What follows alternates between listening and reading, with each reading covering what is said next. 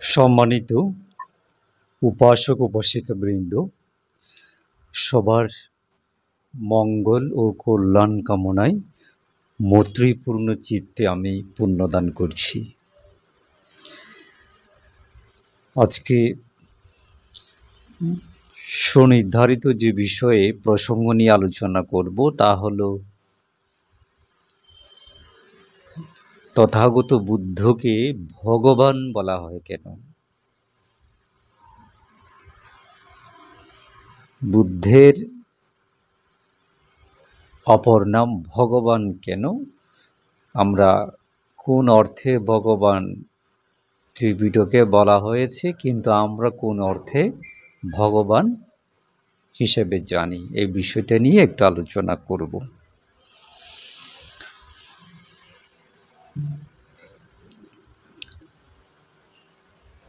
বিশুদ্ধি মার্গ ও বৌদ্ধ সাধনা গ্রন্থটির সাথে আশা করি অনেকে পরিচিত।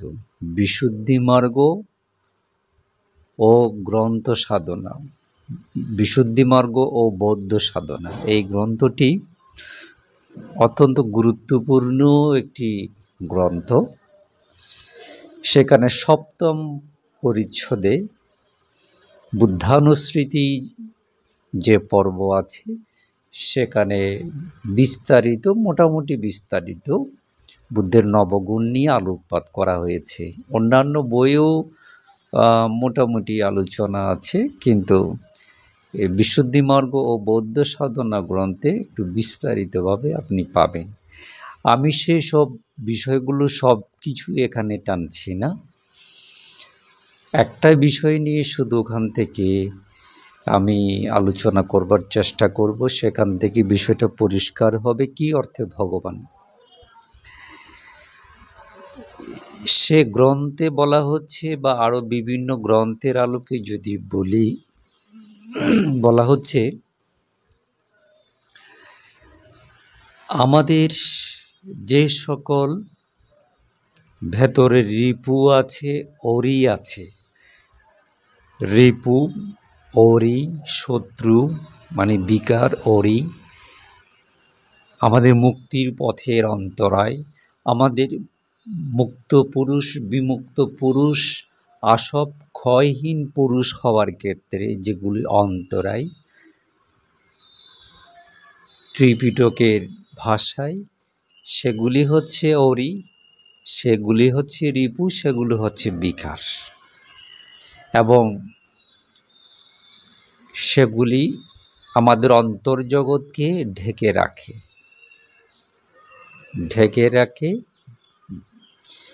প্রকৃত শর্ত দর্শন করতে, উপলব্ধি করতে দেয় না, মুক্তির পথে এগোতে দেয় না। লোভ, দেশ, মোহ, কাম বা আসক্তি, ক্রোধ যা যা আছে এগুলি হচ্ছে আমাদের মুক্তির পথের অন্তরায় বা বাধা। এগুলিকে তথাগত বুদ্ধ সাধনা বলে প্রজ্ঞাস্ত্র দিয়ে এই রিপুগুলাকে ভগ্ন করে ফেলেছেন, ভেঙে ফেলেছেন। সেগুলি আর কখনো তার মধ্যে জোড়া লাগবে না, কাজ করতে পারবে না।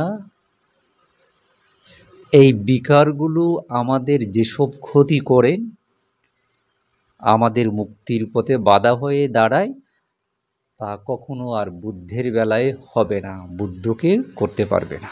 এক কথায় গয়ার বুদ্ধিদ্রোম মূলে বজ্রাসনে বসে এ সমস্ত লোভ, দেশ, মোহ, কাম, ক্রোধ, আসক্তি যা যা রিপু আছে সব কিছুকে তিনি প্রজ্ঞা দ্বারা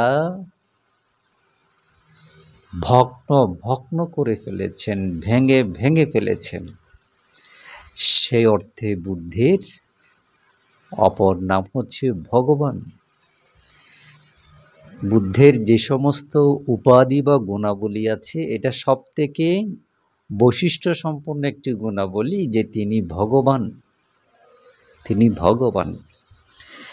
যে গ্রন্থের কথা আমি উল্লেখ করেছি না, বিশুদ্ধিমার্গ বৌদ্ধ সাধনা ও বৌদ্ধ সাধনা, সেখানে একটা শ্লোক আছে, ভাগ্যা রাগ ভাগ্যা দোষ বাঘ্যা মোহ আনাসাব ভাগ্যাসা পাপাকা ধাম্মা ভাগাবা তেনা বুচ্ছতি।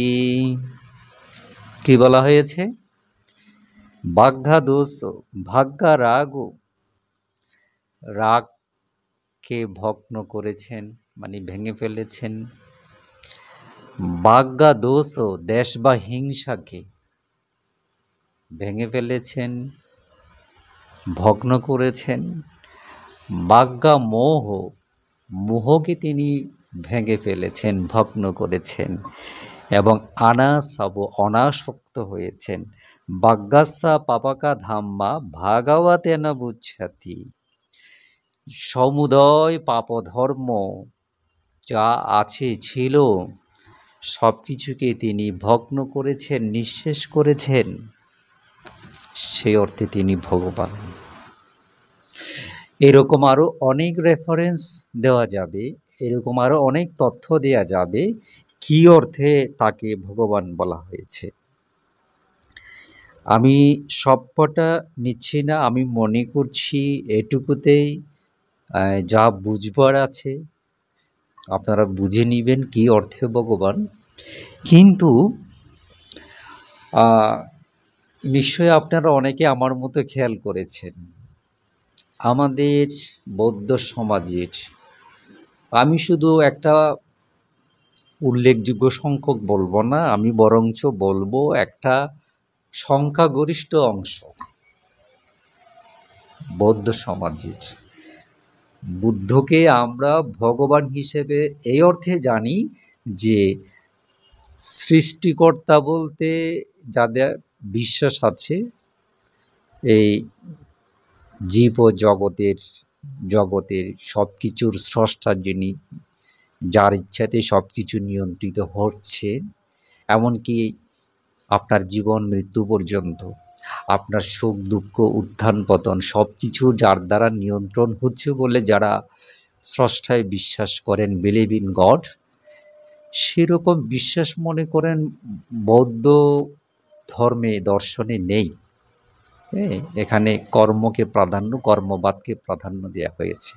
কিন্তু সত্য এটাই যে আমাদের সংখ্যাগরিষ্ঠ মানুষ বৌদ্ধ সমাজের, বৌদ্ধ জাতির, বৌদ্ধ সম্প্রদায়ের বুদ্ধকে সেই অর্থে ভগবান হিসেবে মনে করেন যে অর্থে স্রষ্টাকে, যারা সব কিছুর স্রষ্টা সৃষ্টিকর্তা রূপে নিয়ন্ত্রক হিসেবে যে অর্থে তারা জানেন, গড সৃষ্টিকর্তা মানেন, আমাদের মধ্যেও তারা ঠিক সেই একই অ্যাটিটিউড, একই দৃষ্টিভঙ্গি দিয়ে বুদ্ধকে ভগবান হিসেবে দেখেন।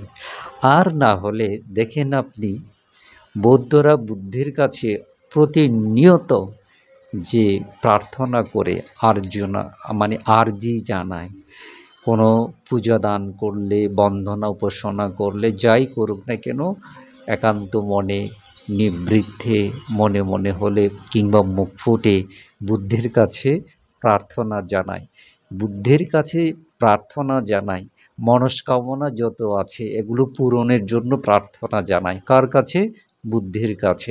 এখন সেগুলি পূরণ করার জন্য কি বুদ্ধ আসলে বুদ্ধ কি সেগুলা পূরণ করেন? সে অর্থে কি বুদ্ধ কাজ করেন? সে অর্থে কি ভগবান? না তো। কিন্তু আমরা এর পরেও সংখ্যাগরিষ্ঠ বৌদ্ধরা বুদ্ধের কাছে আমরা চাই, বুদ্ধের কাছে আমরা এগুলা প্রার্থনা জানাই, মনস্কামনা পূর্ণ করতে চাই। অথচ বুদ্ধ তো এসবের জন্য ভগবান নয়। কী অর্থে ভগবান সেটা তো বলেছি, অল্প হলে বলেছি। তা আমি এই কারণে বলি বারবার যে এই বিশ্বাস থেকে বেরিয়ে আসতে হবে। সত্যি যদি আপনার কোনো কিছু চাওয়াটা জাগতিক, ইহলোকের ইহ সম্পদ, দেবলোকের দেব সম্পদ, এগুলো যদি কেউ যদি এই সত্যগুণ যদি কামনা করেন, মানুষেরা কামনা করেন, কেউ যদি চায়, এটা আমরা দোষের বলছি না, কিন্তু এটা তো আপনি বুদ্ধের কাছে চাইতে পারবেন না। আপনি স্বর্গলোকের স্বর্গসুখ, ব্রহ্মলোকের ব্রহ্মসুখ, হ্যাঁ, মনুষ্যলোকের মনুষ্য সুখ যাই আপনি চান না কেন, এটা আপনি যে পুণ্যকর্ম করেন, দান করে, শীল পালন করে, ভাবনা করে, কুশল কর্ম করে, বন্দনা উপাসনা পূজা বন্দনা যা আপনি করেন বৌদ্ধ হিসাবে, সেগুলি সম্পাদনের মাধ্যমে যে আপনি পুণ্য পেয়েছেন, সে পুণ্যের কাছে আপনাকে প্রার্থনাটা করতে হবে। এই পুণ্যকে আপনি ভগবান হিসেবে, আপনার মনস্কামনা পূরণকারী হিসেবে আপনি ধরে নিতে পারেন। আপনি যদি ভগবানের কাছে আর্জি জানাতে অভ্যস্ত হয়ে যান, সেটা আপনি বিশ্বাস করেন, আপনার কৃত পুণ্যকে আপনি সে স্থানটা দিবেন। আপনি সেটাকেই আপনি এই আপনার ভগবান হিসেবে ধরে নিয়ে সে পুণ্যের কাছে আপনি প্রার্থনা করুন। দেখেন না, আমরা এই যে বুঝে হোক না বুঝে হোক, আমরা ইদাগ্মে পুয়াং আসাওয়া কায়াওয়াহাং হতো নিব্বান্নসা পাচ্ছায় হতো বলি। আমার এই পুণ্যরাশি আসব ক্ষয়ের আসাওয়া খায়া আসব ক্ষয়ের হেতু হোক, নিব্বান্নসা পাচ্ছায় হতো, আসব ক্ষয় করে নির্বাণ লাভের হেতু হোক, আমরা বলিছি। হ্যাঁ, সেখানে কি আমরা অন্য কিছু বলি? আমরা অন্য কিছু বলি না তো। আমরা সেখানে এই পুণ্যের প্রভাবে আসক্তি ক্ষয় হয়ে নির্বাণ সাক্ষাতে প্রার্থনা করি। সেই জায়গায় আপনি যেগুলি বুদ্ধের কাছে ভগবান হিসেবে চাচ্ছেন, প্রার্থনা করছেন, সেখানে বলেন আমার এই পুণ্যের কাছে আমি এটা চাই, দোষের কিছু দেখি না। সবাই নির্বাণ প্রার্থনা করবেন বলে, আমরা লাভ করব বলে, সাক্ষাৎ করব বলে তেমন কিন্তু কথা নাই। সেটা তো বুদ্ধ নিজেই প্রমাণ করেছেন। আমাদের অনন্ত জন্মের প্রবাহে একটু একটু করে আমরা হেতু সৃষ্টি করে আমরা নির্বাণের আশা করছি, প্রত্যাশা করছি, কিন্তু সেটাও যদি কেউ না চায় বা কারো পছন্দ নয় যে তিনি এই 31 লোকভূমির চক্রে তিনি ঘুরতে প্রস্তুত, তিনি যাওয়া আসা করতে প্রস্তুত, তিনি মনুষ্যলোকের মনুষ্য সম্পত্তি, দেবলোকের দেব সম্পত্তি, ব্রহ্মলোকের ব্রহ্ম সম্পত্তি, ব্রহ্মসুখ ভোগ করতে চান, সেটা আপনি পুণ্যের কাছে চান। আশা করি বুঝতে পেরেছেন। সেটা আপনি ভগবান সৃষ্টিকর্তা মনে করে বুদ্ধের কাছে চাইতে পারেন না। সেই কারণে কিন্তু বুদ্ধ ভগবান নন। হ্যাঁ, আশা করছি আমি তো রেফারেন্স দিয়েছি, বই পুস্তক সবার হাতের নাগালে আছে, পড়ার মতো জ্ঞান আছে। সবাই একটু মেধা খরচ করে, একটু সময় দিয়ে, একজন মানুষ হিসেবে, বৌদ্ধ হিসেবে জন্মগতভাবে যে ধর্মকে লাভ করেছেন, সেখানে কি বলা আছে আসলে একটু জানবার চেষ্টা করবেন, পরিষ্কার হয়ে যাবেন। অন্ধকারে পড়ে থেকে, ভুলে থেকে ধর্ম চর্চা করলে সেটা বেশি ফল পাওয়া যাবে না। বুদ্ধ কিন্তু এটাকে সমর্থন করেন নাই। হ্যাঁ, বুদ্ধ এটাকে সমর্থন করেন নাই। আমরা জেনে বুঝে যাতে করি। হ্যাঁ, কত কষ্ট করে মানুষ দান দক্ষিণাদি করে, শীল পালন করে, ধ্যান অনুশীলন করে, কুশল কর্ম করেন, চাইবার বেলায় পুণ্যের কাছে চায় না, বুদ্ধের কাছে ভগবান হিসেবে চেয়ে বসেন।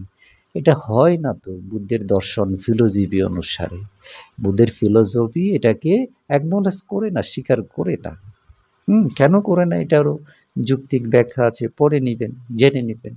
আশা করছি কথাটা বুঝতে পেরেছেন। আজকে আর কথা বাড়াতে চাই না। বুদ্ধকে কেন ভগবান বলা হয় সেটা একটু মনে রাখবেন, সেই অনুসারে আচরণ করবেন, তাহলে নিজেরাই উপকৃত হবেন। আমার কথাগুলো শুনবার জন্যে সবাইকে আমি অনেক ধন্যবাদ জানাচ্ছি, কৃতজ্ঞতা জানাচ্ছি। সাব্বে সত্তা সুখিতা হুন্তু, জগতের সকল প্রাণী সুখী হোক।